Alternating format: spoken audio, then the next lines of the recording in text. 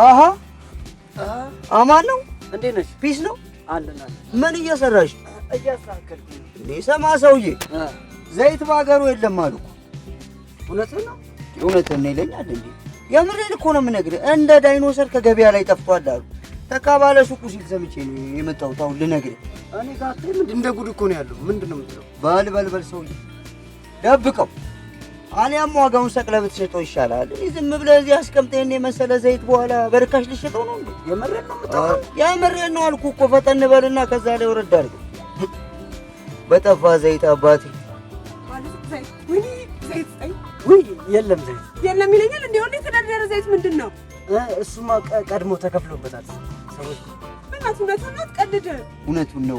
ከአንቺ በፊት የመጡ ሰዎች ናቸው አስቀምጥልን አደራ ብለው ያስቀምጠላቸው። የእውነት በእናትህ ግን እኮ ገንዘቡ ራሱ ታለማምጬና የሰው ሰው ፊት አይቼ መሰለክ ያገኘሁት። ምንም ማድረጋለሁ።